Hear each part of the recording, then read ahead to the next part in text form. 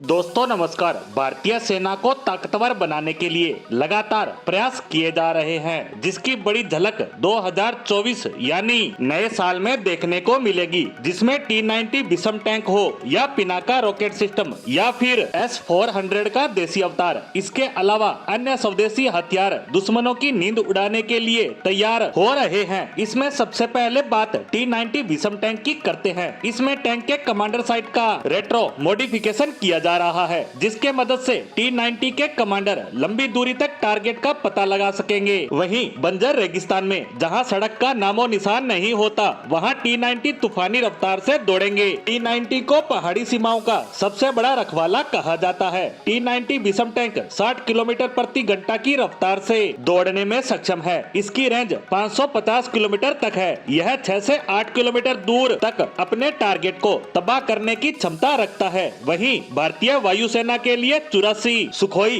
30 विमानों का अपग्रेडेशन किया जा रहा है, यानी नई तकनीक और नए हथियारों के साथ यह अपग्रेड होगा। 84 Su-30 फाइटर जेट के लिए अपग्रेडेशन पर 64,000 करोड़ रुपए खर्च होने का अनुमान है। वायुसेना 84 विमानों को स्वदेशी तकनीक से विकसित रडार विरूपाक्ष से लैस करने की योजना बना रही है। अब बात करें स्वदेशी लड़ाकू विमान तेजस की, तो इसे भी अपग्रेड किया जा रहा है। भारत के ताकतवर और हल्के लड़ाकू विमानों के आसमान में ऊंची उड़ान देखते ही बनती है। अब जल्द ही भारत में तेजस के इंजन बनने शुरू हो जाएंगे। इसके लिए अमेरिका से सारे क्लियरेंस मिल चुके हैं। इसका इंजन बनाने वाली कंपनी GE और HAL भारत में ही F414 इंजन का निर्माण करेगी, जिसे तेजस मार्क 2 फाइटर जेट में लगाया जाएगा। LCA Mk2 मीडियम रेंज का फाइटर जेट है। एवियोनिक्स और क्षमताओं के मामले में इसकी तुलना राफेल कैटेगरी के विमानों से होने लगी है। LCA मार्क 2 कैसा होगा और इसकी तकनीक कैसी होगी, ये तो आने वाले समय में ही पता चल पाएगा।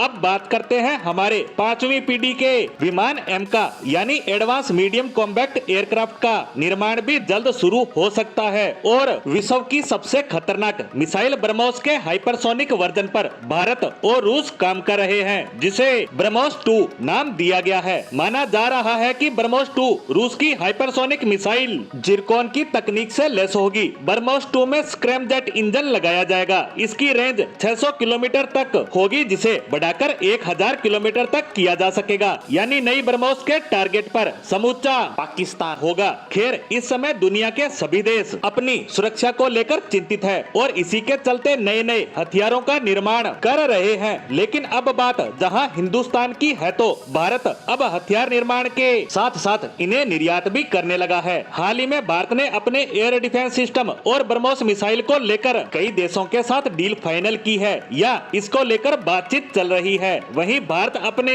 पुराने हथियारों का अपग्रेडेड वर्जन भी तैयार करने में लगा है। इसीलिए नया साल भारतीय सेना के लिए नए नए हथियारों की सौगात लेकर आएगा, जिससे भारत की तीनों सेनाओं की ताकत में और ज्यादा इजाफा होगा। इसी के साथ भारतीय सेनाओं के हथियार निर्माण से संबंधित हमारी आज की पोस्ट को यहीं विराम देते हैं। धन्यवाद।